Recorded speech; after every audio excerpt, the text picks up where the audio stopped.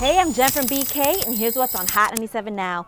Fabolous and Emily B have had their share of drama in the public eye, and 50 Cent is trying to do his part to keep the peace in their family. 50 is throwing a big pool party and says Fab planned on going, which prompted him to send a message to Emily on his IG. Emily, if you watch it, right, don't let that nigga go out, right? Because, first of all, it's gonna be too many bitches in his face, right? And he love you, right? He love you. I know he love you. It's supposed to be family weekend anyway. It's not tycoon weekend for Fab. Fab, you supposed to stay in the house, nigga. Come outside and hang out with niggas. These niggas is crazy. Emily, don't let him hang out with crazy niggas. Where is the lie? Jay-Z and Will Smith are teaming up on TV. The two icons will executive produce a new ABC miniseries surrounding the murder lynching of Emmett Till. It will be told from the perspective of Till's mother, Mammy Till Mobley, and will focus on the tragic events before her son was killed. The last time Hope and Will Smith worked together was in 2014 for the Annie remake. Hitting Amazon Prime tomorrow is the free Meek documentary. The doc follows the journey of Meek Mill's fight for freedom and criminal justice reform. Here's a clip.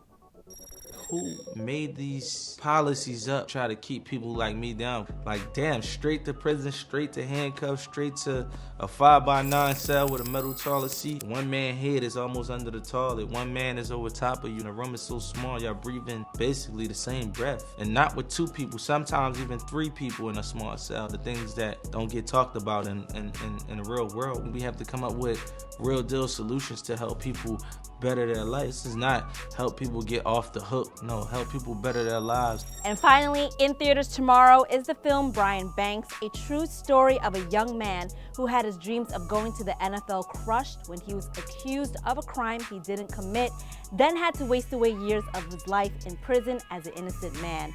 Directed by Tom Shadyac, the creator behind Bruce Almighty and Evan Almighty, here's a snippet. Still here. I'm still standing. Yeah. You ever been locked up?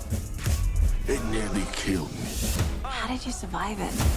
Almost did. And I met a man who showed me a different way. All you can control in life is how you respond to life. I know what I have to do now. My son is innocent! They tried to count me out. You think you'll get another shot at the NFL? Trust me, we got a plan. A powerful film that you must see in theaters this Friday, and I have the privilege and honor of having three people who are involved in the film sitting next to me on Hot 97 Now. Brian Banks, Sherry Shepard, and Justin Brooks. Thank you so much for stopping by. Thank you. I actually got to see the movie before it hit theaters, and I was moved. Mm-hmm. I was so moved. It's just wow. the story is needed right now. Yeah. We're in a time where society is backwards. You know, we're seeking for justice and reform on the criminal justice system, and so it's just very powerful. Yeah. So you all have different involvements in the film. Obviously, Brian, it's based on your stories. So let's start there. So, for a young man of color to be put through something like that, I mean, I guess you get asked this all the time, but like, how did you feel when that moment happened that you were told, oh my God, someone's accusing me of this heinous crime that I didn't commit? You know, not only was I being accused of a crime, but of a sex crime. And to be 16 years old, to go, one day from, hanging out with my friends, being in school, going to football practice, and waking up the next morning being inside of a jail cell, it's life shattering, and you just try to figure out how you got there, why is this happening, why me? It's tough.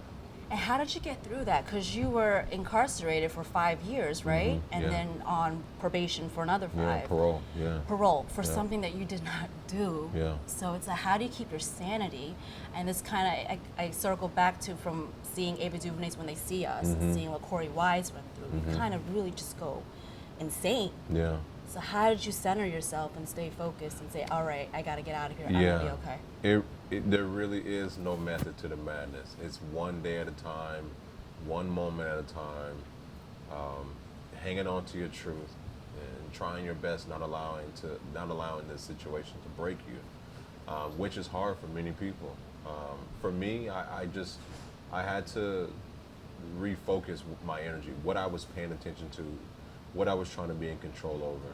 And it really came down to being in control of my emotions and not allowing my emotions to control me. Wanting more from me than anybody ever could want from me. And just knowing that I couldn't allow this one moment in time to dictate the duration of my life. Hanging on to my innocence, you know, and just, like I said, one day at a time. There really is no method to it. You just gotta fight back. You know? And you did. You were vindicated, all thanks to Justin Brooks here, who obviously played a big role in that happening. You're part of the California Innocence Project. So can you just talk about the company, the organization, and your involvement, and why did you take on Brian Pink's story? But obviously, it's obviously what you did because of, you know. Well, a lot of it had to do with who Brian is himself. The California Innocence Project is a law school clinic at California Western School of Law in San Diego, and we investigate cases of wrongful conviction, and we get him out of prison. Unfortunately for Brian, he was out of prison, and we don't take cases when people are out of prison. He wrote us twice while he was in prison, and there was nothing we could really do for him because there was no evidence of his guilt and no evidence of his innocence. He went to prison on no evidence. And once we had the video that Brian got, we now had some tools to start working on his case. Brian convinced me to take his case on because he was really serving a life sentence. Even though he was out of prison, he was still in prison because he was a convicted sex offender. And so he couldn't get work, and he couldn't live in a lot of places in LA, and he was on registry lists, and he had a parole officer watching his every move. And I think the movie beautifully illustrates what people like Brian go through, and when they're innocent, it's a surrealistic nightmare. So how often do you actually get these cases brought to you into your organization? I mean, and how are you mentally okay to like just work through this? And I know you have to separate business from personal, but at some point the lines get blurred. They definitely get blurred. We receive 5,000-6,000 letters a year of people looking for help. I'm sure after this movie comes out, that's going to be doubled or tripled. And we go through every single one. I've got an army of law students and volunteer lawyers who review the cases, and we look for the cases where we believe we can win them. But there's many, many more innocent people who we can't help. And we're hoping this movie's going to highlight that. Do you feel Brian's vindicated? Brian's been fully vindicated. You know, we've definitively shown his innocent. Brian's more innocent than you and me, which is what I always say, because Brian's actually been found innocent of a crime he can't be charged with. The rest of us still could be charged. So whenever they talk about my clients about exoneration, I'm like, they're more innocent than the rest of us because a court has declared them innocent, whereas we're still all hanging out here that we might get charged with crimes. Right. And thank you so much for doing that. Like, because of you and everything put together, Brian's able to walk these streets today. And Sherry, you play his mother in the film, and having to take on this role, and I'm sure you had to find it within yourself as a mother to feel your child be put through an ordeal like this. It's got to be gut-wrenching. How did you look into yourself to do this? When I first read the script, my son Jeffrey was 12, and I said this could be Brian Banks. And then reading about how much Leomi loved her son in the script, like by the end I was just in tears. And then when I met Leomi, my admiration for this woman knows no bounds. She's very quiet and understated and a little shy. And I just remember she just shrugged it off because I said, "You're my hero." And she said, "I didn't do anything special. I just love my son." But that love propelled her to do so many things. It propelled her to, write a letter to Brian every other week while he was incarcerated. It propelled her to drive 3.5 hours there and back to see her son by herself. It propelled her to always show up in court. It propelled her love for Brian and her other children.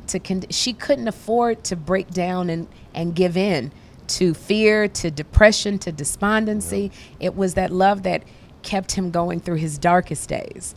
And so, she's getting her master's degree, by the way. She's about to get it. She's like, this is an amazing woman, and she still, even now, goes, I don't understand what I did. It's not that big of a deal. All mothers do it. No, you did it. She did.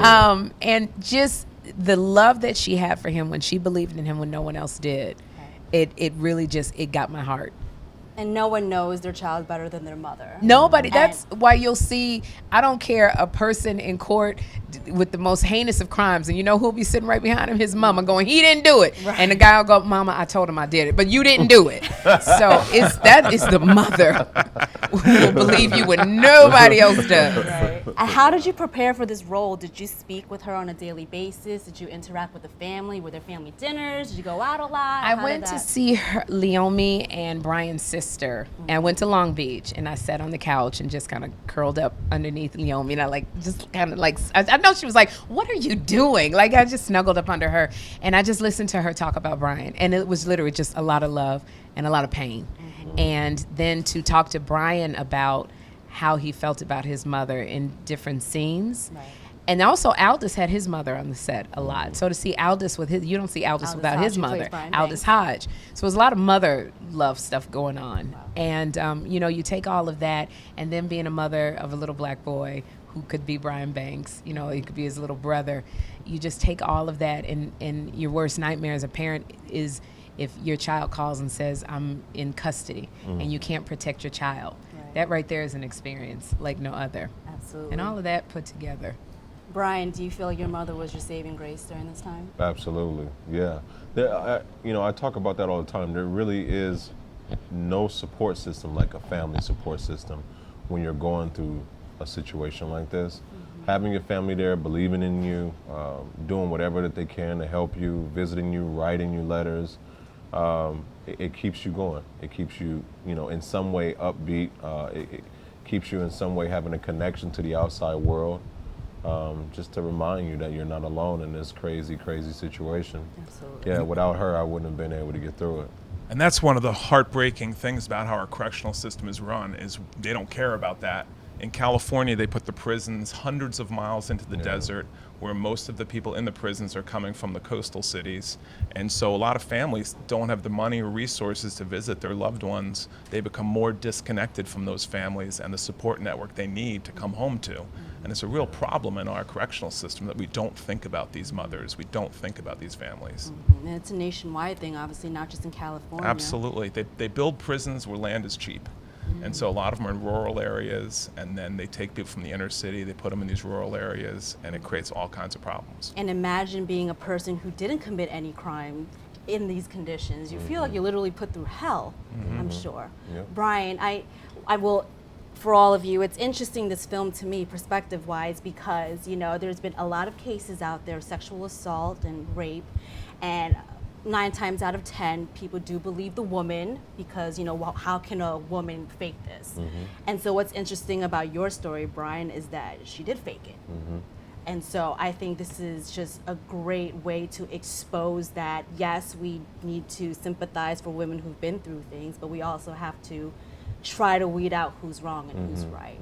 I think it also shines a light on how the justice system failed. Yes. Brian Banks, because nobody wants to believe their child is lying about anything, but it really just shines a light on if they had done their due diligence when the accusation came out, it might have been a little bit more cut and dried. Just, you saw the movie of Justin walking, visiting the crime scene, going, how can it be a kidnapping charge when you have to go by classrooms? So it failed him with the DA, the judge, the parole officer. And I think it's more of a spotlight shown on how we have to change the justice system with the way we vote. A lot of times we pay attention to just who the president is and the vice president.